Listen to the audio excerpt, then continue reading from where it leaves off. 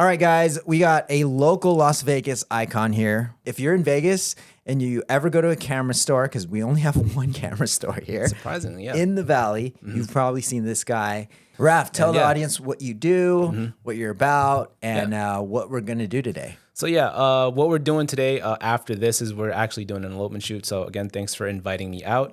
I do a bunch of things here in town. I obviously, like you had mentioned, work at the camera store. I create content for them. I create content for other people. And I'm trying to get back into creating content for myself, more either the artsy stuff or the business side of things. Yeah, and today we wanted to show you guys, the viewers of this channel, since a lot of you have been pressing me to do more business stuff, we're going to show Raph's camera bag, see what gear we're using today on our elopement shoot, and then we'll jump into some of the business stuff so you guys can learn. And then, of course, you're going to ask me questions, or you're going to say I missed something like you guys always do. So, but Raph, show us what's in your camera bag for all the gearheads out there. Alrighty, cool. So we're going to start off with the bag, of course. I have the Wandered Provoke 21-liter bag. Nice. Again, in hindsight, I should have got the 31-liter because I have a lot of crap with me every time I go to events. So in hindsight, I thought, oh, the 21-liter was cool. Contours and fits my back great, but now in hindsight, I should have got the bigger bag. That's like a rugged bag. Yeah. So it's weather resistant. I think the sales pitch from 100 is that this is like sailcloth material, and I've ridden in the rain with this, and yeah, it's great. So it's pretty durable. It's got a top access pouch here, and it's got a back loading pouch and a side access for the camera. So without further ado, let's go ahead and look and see the gear and equipment that I have in here. So I gotta hide the bag because I have a secret lens that I can't discuss. It's NDA, so if I do that, it's a big trouble for me. But I am shooting with a Sony A7R5 today, just to give you guys a heads up. And I also have this little guy, and I always vouch for this camera right here. This is a DJI Pocket 3. I'm always going to champion it because, again, if you are a content creator, it's always good to market yourself. I want to talk, though, but this is the reason why I always have it because, again, any moment that I'm shooting, I'm out on the field.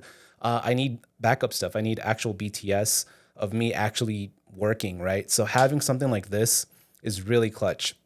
They've been sold out for a while, but recently the store just got some back in stock. So whenever you can, if you can find one for your inventory, this is a really great system to have. It's stabilized 4K 60. Nice. Yeah. Is there an ND filter in there? Yeah. So there's a little magnetic slot here in this case. Dude, that's cool. Yeah. So you can actually put ND filters. I have variable NDs. Let me see that. Let me see that. It's recording right now. So there you go. Oh, wow. Yeah. This is so cool. Raph's trying to get me to buy one. Dude, He's it's a good clutch. salesperson. Yeah. So, you know, the main thing is, of course, with me, not just sales, but also I just, like I'd mentioned before to you, Rob, I just want to make life easier for people, you know? So having something like this is really clutch. Because again, if you're a vertical content creator, you know, for social media, you're doing reels, you're doing stuff for yourself. Having a camera like this is going to be really useful. Again, I've championed the Pocket system since the Pocket 1. I've actually shot a documentary with it during the pandemic, and it was clutch. I was able to bring it in. I was able to sneak it into like secret locations on the strip. How's the battery life? Battery life is pretty good. So, you know, if you turn it off and on, it'll last a day's worth of shoot, like a day's worth, I would say.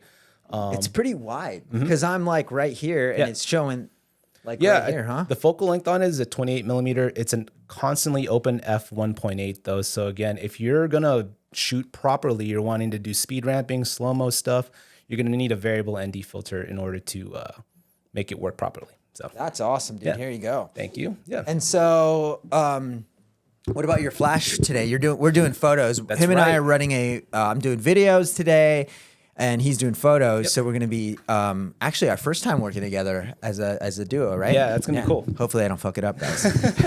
Raph's a way better shooter than I am. Oh, no, come on, dude. No. So, good thing you brought that up. I totally spaced out and totally forgot. I also have the Godox series flash. I have an 8200 Pro. Cool. Very You're nice. not doing on camera. You're doing a This is like it's like a baby strobe pretty much, and it's got 2 quarter 20s here, so you can put it on a light stand, boop boop, which I have out in the car, ready to rock and roll. And also, you can be mobile with that as we move around. Oh yeah, so it's gonna be on like a stand. I'm gonna lift it up, boop boop. That's boop, cool, moving dude. around. And then I have the Godox X3 trigger, which is gonna pop up top.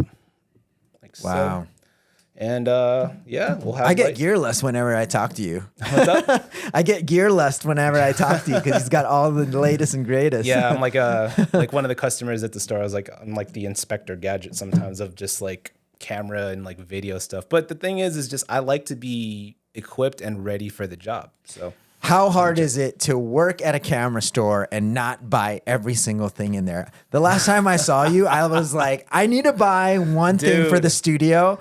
And I said, I'm going to put my blinders on. I had to have a pep talk in my car, not to buy everything. Yeah. So, I mean, at first it was tough. I did have gas. I had intense gas, gear acquisition syndrome for you guys out there. But, yeah, I basically bought a lot of stuff to just figure out how it works, right? And I still do that now, but I'm a little bit more refined and focused on what I purchase. But you know, there's always a price to pay for knowing things. You know, going to school for college. Well, let's talk about that, like gear acquisition and how to justify what you just bought, right? Yeah. So, like, how is that in your head? Like, you know, and me for when I buy a $800 lens, in my head I'm like, cool, I can sell 3 packages. Yep. Like really short, like $300 packages, and it pays for the lens, and now that lens is now making me money. Is that kind of the same for you? Like, correct. Yeah. So for me, I always look at it as like, okay, cool. I have a gig. I have quoted and gave them this amount of money. This will cover my expenses for this flash or this camera body or this lens. So yeah, within those regards, or, you know, also paying off my credit card, because most of this stuff goes on the credit card. Yeah. Anyway, so, do you have a B&H credit card? No. It's well, you know, since I started my business this year, I have a business credit card with Chase, blah, blah, blah. Yeah. So you're looking at it as well as like, cool, if this is a $200 lens or a $1,200 lens or a $5,000 camera body, how many jobs does it take for me to now own the gear and profit off the gear? Correct. And, you know, sometimes I just buy shit just to buy shit. You know, honestly, like that's like my Insta360 camera that I have. You know, it's just I ride a motorcycle. It's an electric motorcycle, but it's fun riding around town. I'm zipping around town. I want to get cool footage, so I bought an X4 It's like camera. a toy. Yeah, there's toys, and then this is the stuff that makes you money. But, you know, in hindsight, though, you know, those toys are actually kind of practical, too. And, like, having looked at it and played around with it, you could do a bunch of stuff. So now that I've kind of, again, paid the gate to understand what this thing does, I have the knowledge now to understand and utilize that equipment for whatever gig may come up. So, yeah. And I always look at cameras and, you know, just gear and computers as tools. Like, it doesn't really matter. And I always tell the audience that you can have the best tool, like the most expensive tool, but if you don't have the skills behind it, then the tools don't really build the house. They don't build the house, you know? Correct, bro. That's a great way of putting it. And that's what I always tell customers at the store too. It's just like, you know, it's, if you're not familiar with something, you know, get something that's within your means first and build the foundation. You got to have a strong foundation first, you know, and I don't knock people or talk down on people if they want to get like the basic camera, because that's where I started. You know, I started with the Rebel T1i, which I still have. That's my trophy little camera that I just have in my shelf. Yeah, I started with I actually started on, I'm dating myself, but I used to have the sidekicks that had both cameras. Yeah. And I started shooting on like when the phones had cameras, when they invented phones with cameras, I started shooting on the phone, and then I got a GoPro, like GoPro 3 or something, started shooting on that and started really just understanding that. And then the iPhones got better and I started getting good with the iPhone. My first pro camera was like the Canon M5. It was like before the M50. Oh, damn. Those EFMs. Oh, yeah. I know which one. Those? Yeah. They did the M5, M6. Yep. And then the M50 came out. So that was like a $300 camera that built the business. Yeah. You know? Well, I guess if you put it that way, the Rebel T1 was my professional-ish camera. I shot with a camera phone too. I had the Sony Ericsson flip phone. You know, the Ericssons. Yeah, dog. Damn. So it was cool. Like I learned, for even at that age, when I was that young, I learned composition, what I wanted, and kind of like envisioned it and how to get those angles. So, Dude, you know, let's just sit on that because that's so key. Like the basic fundamentals, like composition. A lot of people don't even understand that. Like that and lighting. Correct. Those two things will just level up your film game. Oh, yeah. Because I shoot on my iPhone now a lot because so we shoot a lot of social media content, and then people are like, what camera are you using? I'm like, you shoot my iPhone, man. It's like you can make a slider shot by just doing this, but most people just shoot like one way. So it's like the angle of the camera. Again, the composition is honestly what the framing looks like. We frame. I mean, this is kind of a shitty composition for me, but you look good, you know. But, but all that stuff, you know, like angles, understanding what focal length does to your face. Yep, focal length and depth of field separation, the aperture, all that stuff comes into play, and it all stems to the foundation and building that foundation right. So understanding your core principles, what does shutter speed, aperture, and ISO does to the image, and also, you know, and I teach this in the classes that I teach, also framing and composition, whereby how does the image look if I'm here compared to being in the middle, right? So like, and I think lighting's so that's like a deep rabbit hole that you could always keep learning. I'm always learning about lighting. I'm like, whoa, like you're just shifting lights in different directions, or even putting like one piece of black sheet over something affects lighting, diffusion. Or it's like such a complex thing. What are your favorite sort of lighting trends right now? I know you got the flash. So the cool thing now is just like everything is getting compact. I just got this new FC120B from Nanlite. It's basically like this light, but now the cool thing is just like what blows my mind is that like I can plug it into like a USB-C that's 100-watt out and get 100% power. So that's 120. Wow. What was it?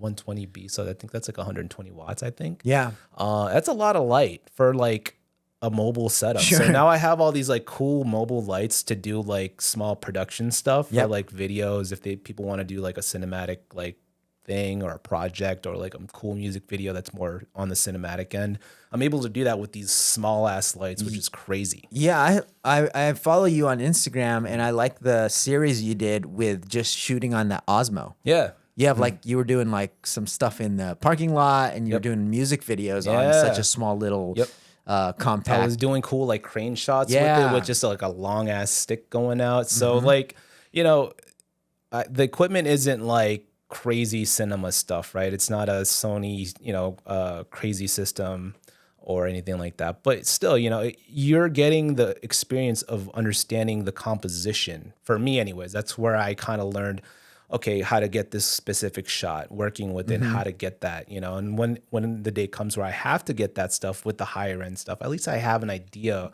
on how to achieve that. It's like, honest. It's a good point. What you're making is it doesn't really matter the cost of the camera. The fundamentals always stay the same. It's like jib shot, track dolly shot, moving forward, right? A pan. Which clients, there's that meme where clients are like, everything's called a pan. That's true. That's so true though. Right? Like, can you pan that shot? You mean tilt it? Like, you know, tilt and all that other stuff. Sure. But it doesn't matter the camera. Those fundamentals are still the same. Like the parameters change because everything, you know, the specs of a camera are different. Correct. But like the fundamentals of a camera, composition, lighting, angles, you know, movement. Like all that all like plays factors, diffusion, right? Like even just like practical diffusion, like if you're using a fog machine or if you're using hazers or those cans with the fogs, right? All that stuff. All of it is the stuff that you're going to carry on once you start to upgrade gear. Like obviously we didn't start in the studio. We all started on our small little hobbyist camera, right? And so if you guys are thinking about buying a ton of gear and thinking I need the best gear to make my business work, I would say stop right there and then maybe spend some time, you know, buy something decent in your budget and then spend some time working and learning like some of the tutorials that Raph like teaches, the fundamentals, right? Yeah, absolutely. What would you say in order? What would you study first? So of course, just general like the first thing you'd want to know is like the general stuff, like I'd mentioned, your shutter speed, aperture, ISO, and how does that affect and manipulate the image, right? Let's break that down. What is shutter speed, ISO? So the best way to do it, and I've taught this plenty of times. I love teaching people this stuff. I love to teach, as I told you. So basically, shutter speed, think of it as like time, right? Controlling time. So the slower the shutter speed, the more fluid things are going to be. Whereas the more faster the shutter speed, like 1/500th or 1/1000th of a second, you're freezing something that much more in time. So like higher it is, the faster it is. The faster it is, correct. So the faster you're trying to stop a moment in time, the higher that number goes. So what's a good shutter speed for sports? For sports, typically 1/250th or 1/500th of a second, right? Because again, it just depends, right? It depends on the style. So that's another thing that comes into play in terms of your shooting is also it's knowledge and style, right? Sure. So that's kind of the biggest thing. So if you want to say, for example, get that, like, a good example that I do is when somebody's trying to cock back to throw a football, right? And then they're about to launch the football mid throw. If you want to capture that action, that movement of the arm tossing the football, you probably want to slow your shutter speed a little bit more down in order to kind of convey that movement. So it's one thing to freeze some like a football player throwing a football in time, right? It's just, but you want a little blur. You want blur to make it have feeling. You know what I mean? So that's kind of the biggest thing. So that's what shutter speed does. Aperture controls basically your sharpness, right? Well, two things: sharpness and also how much light you're letting into the camera. Obviously, so the more higher f8, f16, f whatever. You're going to have sharper images at the expense of that aperture being more closed up, letting in less light. Like so that aperture is literally the blades. Yeah, correct. Yeah. So if you guys, see all these videos of like lenses opening and closing, that's the blades basically allowing the light in or restricting that light. And that's in the lens. Correct. So, So the aperture is a lens thing. Yeah. It's a lens thing, and it's always important. And I always tell customers that, like, these are the essential things you'd want to know and understand, because some lenses you can zoom in and out and it'll close up on you. Those are the variable f-stop lenses. Mm-hmm. Those are more cheaper. People don't get it. They're like, oh shit, this is like a cheap ass lens. Cool. Yeah. Like they'll buy it for like $350, but it doesn't perform the way that they want it to, because again, they don't understand that. Mm-hmm, mm-hmm. So understanding the F number values, right, on a lens is really essential. So. Now, is it ISO or ISO? That's like people telling me like, oh, you're saying Ricoh wrong. Bokeh, yep. Or the brand Ricoh. I say Ricoh sometimes, and it's just like, it's whatever, but it's the thing is there. So it's ISO. I call it ISO. And ISO is the most trickiest one to describe. Basically, it's just the stopgap. So like my train of thought when I'm like taking a photo is like, okay, what am I going in for? Am I going to go in for sports? Am I doing portraits? So stopgap? Yeah.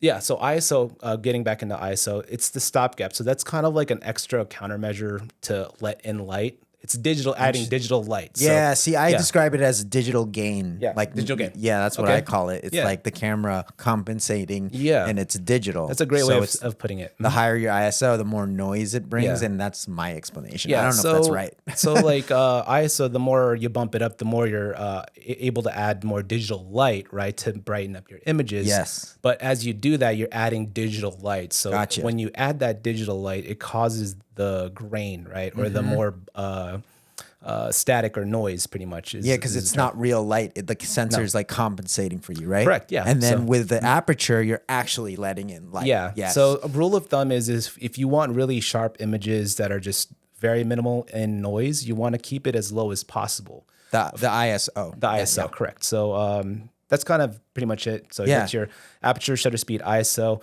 You can bump up your ISO a little bit more if your lens isn't there or your camera body isn't like capable in terms of shutter speed, right? Or if you already cranked it down, because it's a fine balancing act. So shutter speed, the more slower it is, any movement that's caught is going to be, it's going to be caught in the shot, right?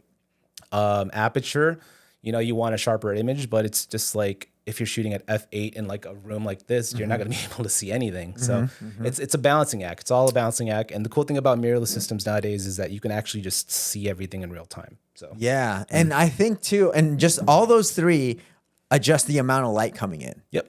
too. That's all it as is. well. They're all like, you're just basically trying this little balance Yep. of the light, because technically that's what pictures are. They're just like the light coming into the sensor, processing it. That's what video is too. Video is literally just like 30 pictures put together, you know, or 24, depending on what you're shooting. And even like when I teach video, that's a whole nother can of worms too. For sure. Shutter speed comes into a different play.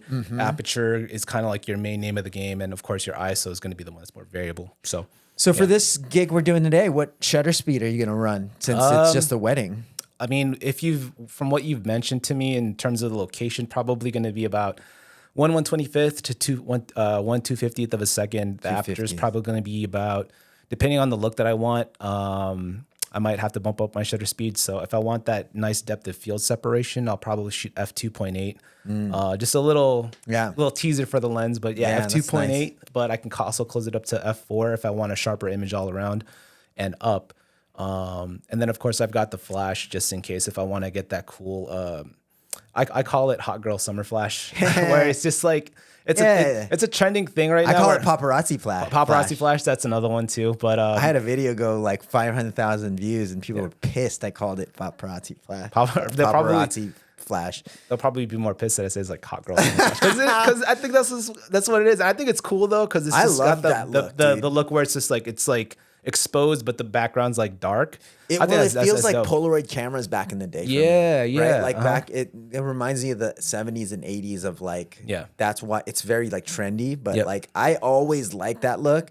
I didn't even know what it was until it came into the photography world and people were calling it like on camera flash or like, you know what I mean? It's like, they used to frown on that crap. And then the last 3 or 4 years, people are just like, this is so good. Everybody, and then there's this weird resurgence of just like point and shoot cameras. Everybody and their grandma's just like, oh, do you guys have, you know, the G7X from Canon? But it's like, I don't know what it is. I don't know. Maybe y'all can like leave it in the comment section. To me, it's okay. It's okay. I mean, convenience wise, it's cool. But like people are just like so like caught up on all these trends of just like, this is like the hot camera right now and I got to buy it. And like, you know, it takes like 5 million years for you to just get one camera. So you're wasting your time not going out to shoot. Like, what's the point? Okay, I'm going to get a lot of hate at this. You may even hate me. Okay. This whole like digital camera, like darkroom shit is like, I came from the 80s. We got away from that. So it's like, I think it's more of, I feel like it's one of those like vinyl resurgence where it's cool. And I mean, I look at the photos and they look cool, but like it's so much work to develop film. Oh yeah, absolutely. Like to me, I'm an instant. The reason why the reason why I picked up a camera is because I used to be an artist and I used to paint, and the fucking thing would take so long to paint to get the result. And so when I got a camera, I'm like, click, whoa, I see my instant like art is instant. So like it's the fact that everyone's picking up disposable cameras is driving me nuts. I just remember being a kid in the 80s and like having to drop off the digital camera at Save-Ons or Albertsons, coming back in 4 days to see like what's how it turned out. I think that's to me is like the excitement part of it. And I tell people that too. It's just like, it's one thing to shoot digital. I mean, nowadays we do it as work, blah, blah, blah. But like, there is still a magic for me within regards to film. And I have like 2 film cameras that I shoot with. And it's just like, that's taking the knowledge and expertise that I've already kind of garnered, right? And like pushing it to film spectrum, right? And just seeing, okay, if I know all this stuff, how is that going to translate over to the more traditional That's a good way to look at it. Okay. And then after that, like, you know, I'm like, that's the thing. Like once you're getting it developed, I'm like, shit, did I do this right?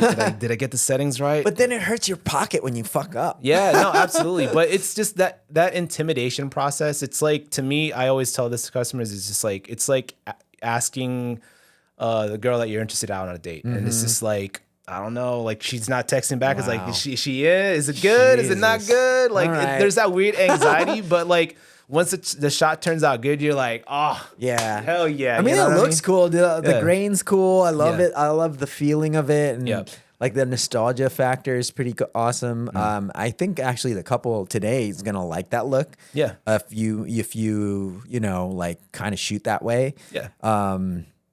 But Yeah, it's just the wait time that drives me a little bit bananas. But I get it. I totally get it. Yeah, there's just a magic to it, man. Is that something people are like really hopping on? Like everyone everyone's going to film right now. Yeah, I mean, we opened up a film lab at the store, so that kind of speaks in volumes within regards to that. Yeah, I mean, I feel like film's always been a constant thing. I mean, even in the digital era, it's just kind of more of the artsy side now. You know, like what you had mentioned with like painting. I think that's kind of like the way people perceive it as now, because it does take a lot of time. It takes a lot of processing. It's not now, but that meticulousness comes into play within regards to film. There's a bit more that you need to understand when you snap the shot, because if you don't snap the shot right, it might turn up terrible. So you'll feel that rejection process. Do you still have to go develop it somewhere, or is there are there like little cases now they develop? Is there like a dark room in a box now? There's a bunch of different ways. I mean, you could still develop at home. There are kits. Ilford has like a do-it-yourself at home kit for black and white. That's just for the negatives. You still need to scan it or, you know, print it out, obviously. So you'll still have to take it somewhere if you want to see the results. But yeah, there's a couple of locations here in town. You know, we do developing, Photo Shack. Got it. What's it called? That's one of the places I go to for my bigger prints if I want to print out my photos as prints. And so when you develop it, how do you get it to digital format? Digital format, that's like a whole process with like a slide system. I'm still learning that stuff myself, but like they digitally scan it, they run it through a machine to digitally like kind of it's like a big scanner. It's like a scanner basically. Yeah. See, that's another that would drive me nuts. It's a lot. Yeah. That would drive me bananas. Yeah, and it's the process is crazy, and like the mechanics involved with it and just the equipment is a lot. I'm like sweating just thinking about it, just because it's like, I'd be over it already. Yeah, I have zero patience. It's cool though. Again, you know, that's doing film to me is like it's a real art form. Yeah, for sure. It's expensive too, so you have to be, you know, either you're willing to pay to play, or like you said, like it's for photographers who sort of want a new challenge. And let me put what I know. As with the f-stop, composition, lighting to the test, because now that's a whole different thing now, right? It's like, you know, the variables are just different now. So like, and the film stock is it depends on your film stock too. So that gives you the look. Think of it like, you know, the filters or just like the preset colors on your camera, like choosing your film too, like going out to an event, or just if you have a roll of film, you got to really look at that film, be like, okay, I'm going to use this to shoot out at Red Rock today. Or, this is Cinestill 800T. I'll just go out to Fremont and get some cool like neon shots, you know, this and that. So, there's a lot of consideration that comes into play within regards to film, man. For sure. Right. And then the camera in itself, or everything that affects the film, right? Yep. With digital, it's pretty like straightforward. Like you kind of understand the specs. They're pretty consistent. They even change from camera to camera sometimes, like different models. Like so the different models and stuff kind of, it's either format. I mean, you can shoot 35 millimeter, no problem. 35 is 35. Camera bodies are going to be more or less different. That the main thing you're not getting compared to like digital cameras, of course, is just build quality. If you have like a shitty build quality camera, like that has light leaks, or it's just an old camera that wasn't like serviced or handled properly, you'll get light leaks, and it's going to be a bad time. Wow. So, but there is medium format 110. It's crazy, man. It's a lot. So I mean, let's maybe segue into a little bit of the business stuff, because we did kind of talk about it. But what do you see as somebody who is just around this industry so much within the consumer, because you're also a working videographer and photographer. You're always out on the weekend shooting stuff. As somebody who's in the middle to just getting all this knowledge and data, like where do you see the most successful people? The bridge between creator and business owner, or somebody who is like able to do this full time versus like, you know, a part-time thing. And for anybody trying to either try to make money off their gear, or like maybe they're thinking about buying camera, maybe thinking about maybe doing headshots or video and all that stuff. What's the biggest sort of questions or hurdles they get? Okay. Yeah. That's a great question, bro. Cause again, you know, being that guy at the store, seeing people, like I've helped somebody from like basics. Now from zero. From zero, and like having his own like company now. Brandon Baggett, shout out to you, bro. But you know, learning that, and now he, you know, I've learned from him the business side of things. It's just, you know, all a matter of just like starting from somewhere, right? Getting, hitting the ground running, mostly not investing too much, I would say, invest within your means. But some people come into the store, they just like drop like what you had mentioned earlier, just drops crazy dime on just like like almost $1 billion seems like of stuff, and they never go anywhere with it, and it just boggles my mind. Or like people just buy stuff and just think that they're going to be this next hotshot like crazy content creator, and then a couple months later you don't hear from them. What I also even noticed too is like people buy the gear and they didn't fully understand how to use it. Yeah. And so they get frustrated because there's a learning curve. That's true. Right? Like a lot of people have budgets and they're like, I'm going to buy this. Yeah. And I've seen like some people, like some realtors sometimes end up buying like drones and stuff. I'm like, dude, there's a drone sitting right there in your office. What do you do with that? And we're like, I bought it and I just never use it because I don't know how to use it. Yeah. I'm like, I'll take it. Yeah. And that's the main thing, right? That's another thing that you need to kind of understand. If you're going to want to do this as a business, it's all about consistency. Yeah. The main thing is just constantly pushing yourself. Sometimes you're going to be in uncomfortable situations where you're just like, man, I don't know how this works. How am I going to do this? So that's where it's important to kind of just like do the homework, right? Mm-hmm. That's what I tell customers all the time. But people are just like, one customer that I helped out was just like, man, I thought that was going to be this easy. I'm like, no, it's not, dude. Like you gotta really look into this stuff. Or even people like in the video space going, I'm shooting S-Log and 422 10-bit, not knowing that their computer is going to blow up because it's so taxing on the hard drives. There you go. And processing speeds and like, oh, S-Log, I have to learn DaVinci to color this footage. Yeah. I mean, I learned all that stuff for videos, right? I was I just was strictly photography. I learned a little bit about this stuff when I was at UNLV going to college, but it never really hit me in terms of just like processing graphics cards and all this stuff until I like handled my first 4K video. Sure, man. And the desktop, I was just having a hard time. It was just chugging. I was like, what is going on? I need to get this project out of the way.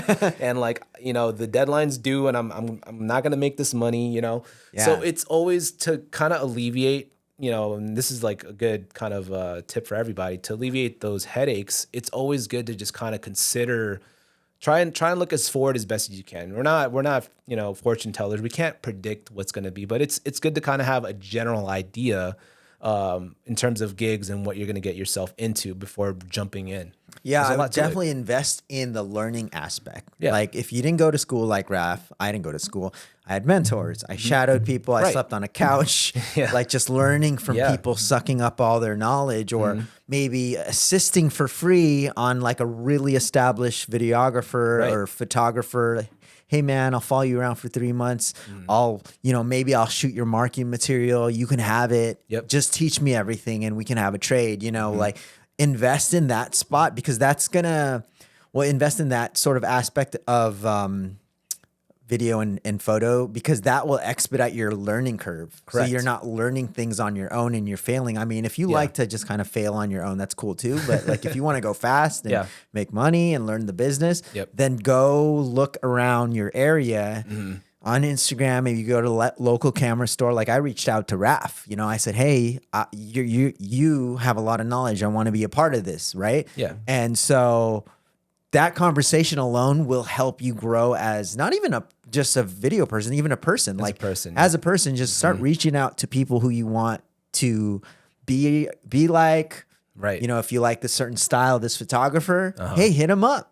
Buy their course, show that you're interested, and you know what I mean. And I feel like that alone is freaking huge. Oh yeah, that'll expedite your career. You'll start to meet people. Like, do you think that's also sort of something for you? Because you're a very social person.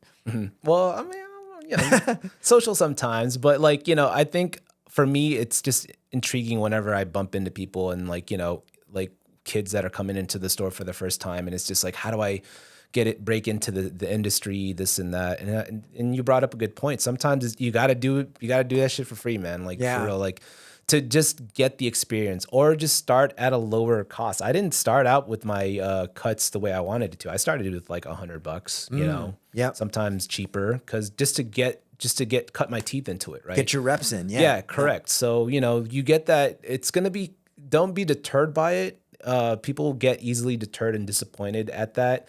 And I've also noticed that people get very nitpicky with their jobs, or just like, there's something with this photo that's just driving me nuts. It's just like, let go of all that. You know what I mean? Just go out there and learn, and just enjoy it. Some people get so wound up on the process that it just kind of paralyzes them. You know what I mean? So don't get paralyzed by that. You just be determined.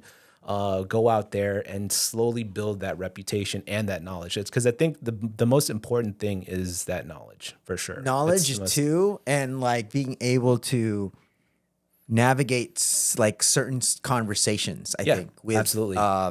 Your pricing, correct. Being able to be transparent with your client as far as like, hey, am I going to get the raw files? That's something people talk about is, do I get my raw files? Are you going to color for me? Are you going to edit for me? We talked about that too before the shoot too. So many, right? I was just like, well, do you want to do this? You want to do that? Yeah. Like, do you want me to shoot raw? Or do you want me because sometimes like that communication can be costly, whether it's a conversation that now you're backtracking to a client because you didn't express this, or the client was expecting something, but you thought something else because you guys didn't talk about it.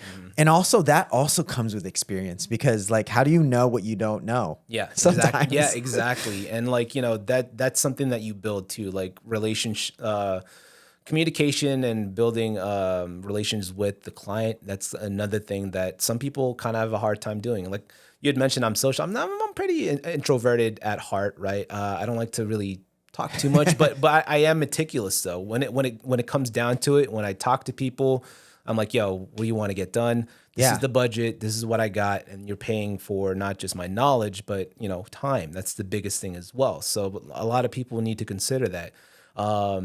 Respect your knowledge and respect your time. That's the biggest thing, no matter what. Like, if you feel like where you're at right now, this price is good for the time and knowledge, cool. But just also at the same time, and I'm sure you're familiar with this too, because we were talking about it earlier ago, people get like dicked out of like good money, you know what I mean? And it's terrible. I've experienced it myself, I've seen a lot of other people have as well.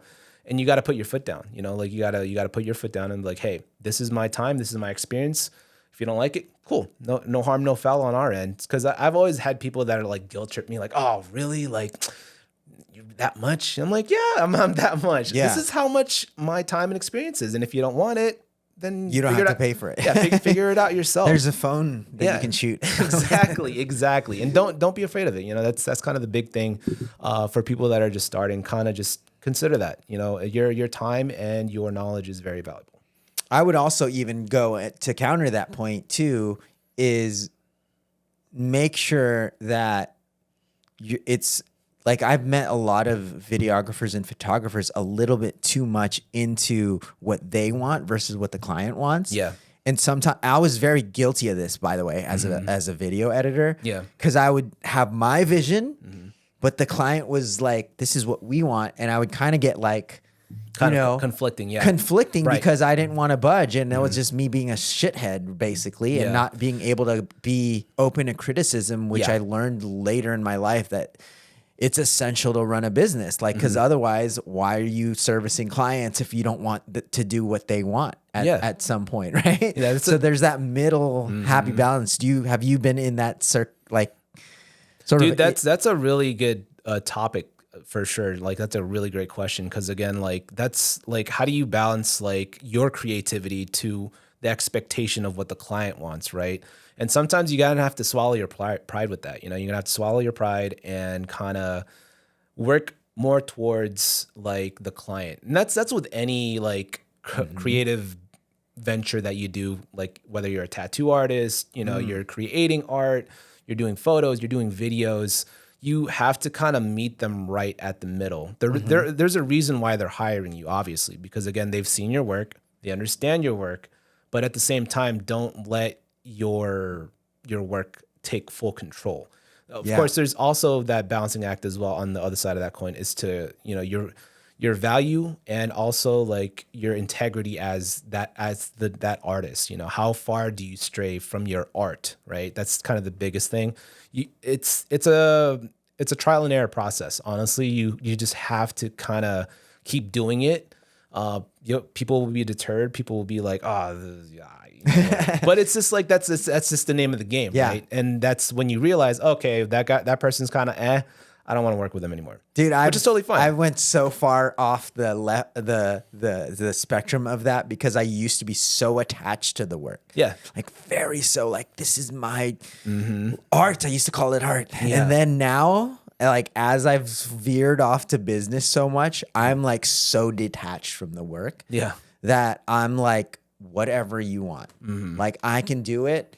And it almost puts me in a state of like, less control. I'm just a vessel to like articulate your vision. Yeah. And so like use me like to do what you want. That's like it's like if anything, if you take anything away, try to get to the point where it's not about you and it's about the shot and the scene and the best thing so they feel great. You know what I mean? Because that's also a weird kind of thing at the end.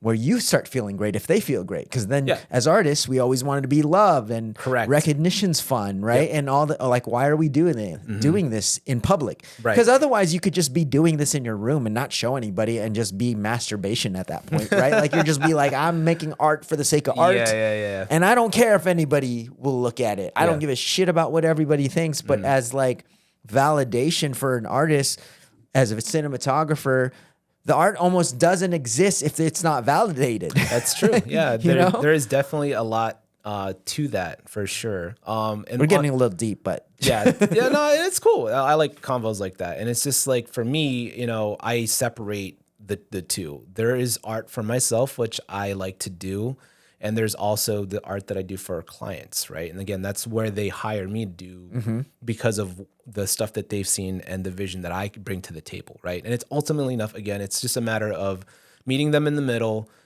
bringing your skills and expertise to the client, but also not letting your ego kind of get in the way. Because again, that does get in the way with a lot of people. At the end of the day, you're just making bread. You're making that money. Just do it. And then when you have your time and you have that amass the money and the finances, create your art, dude. And then after that, just keep knocking shit out. That's also it. You can put your little freaking spin in there here, a little like nods. Like I always have a shot where I get like a little behind the scenes angle. That's like my trademark, like getting the BTS shot is my thing. Yeah. Maybe a little bit of a wide shot because I love wide angles and I kind of throw that in there for me, you know? And that's a good tip because I guess like maybe sometimes I know a lot of new people who pick up a camera are always like, this is my thing. I'm making it for me. But once you start opening a business, and you're taking their money, their hard-earned money, and they're giving it to you, then that's a different thing. Yeah, that's like a different thing. You gotta deliver. That's the bottom dollar. You gotta deliver as best as you can. And again, that's just all a matter of what you're bringing to the table in terms of your expertise, knowledge, and of course, time. Yeah. Do you ever watch do you like Tarantino? Yeah, I like some of his flicks. He says as a director, all you have to do is you don't have to learn everything. You don't have to be the best lighter. You don't have to be the best cinematographer. You don't have to be the best gaffer or lighting person or electrician. You just have to be the best person to communicate the vision. I was like, yo, that's dope.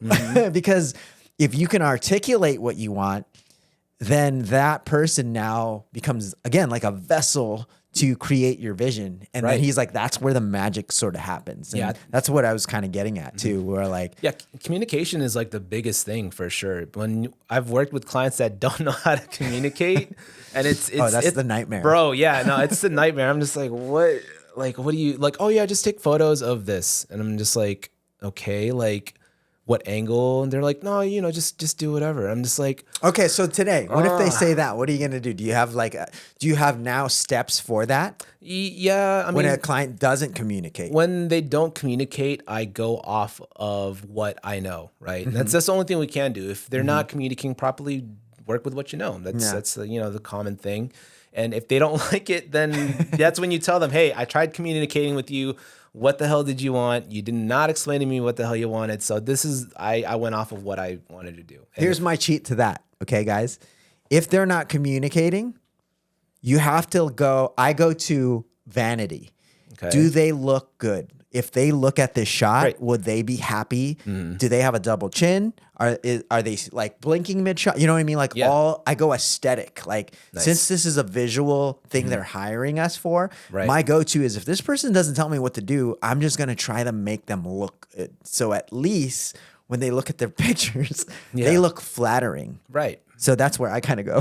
That's also a very valid and very justifiable thing as well. So I'm definitely going to take that one. Take it, dude, because they're like, do they look? Because most of the time they'll go, oh, I look so good. Thank you. You know? Yeah. I mean, and they're like, they're not looking at the lighting. They're not looking at the framing. Yeah. They're looking if they have a double chin or, you know what I mean? Like most people are looking at vanity, like first thing. Oh, of course. Do they got a zit in the shot? You know what I mean? Like a lot of people are looking at that first because everybody is self-critical. Right. Even for me, we have our framing. I'm making sure like I'm not slouching or, you know what I mean? You got like, we're very, So, I mean, kind of covering, and that comes to the journalism aspect of my knowledge base, right? Is always kind of making sure that whoever the subject you're talking to or the story that you're showing or talking about, make sure it's presentable. They're not, you're not showing a bad side of them or anything like that. Just making sure that they're prepared and ready to go.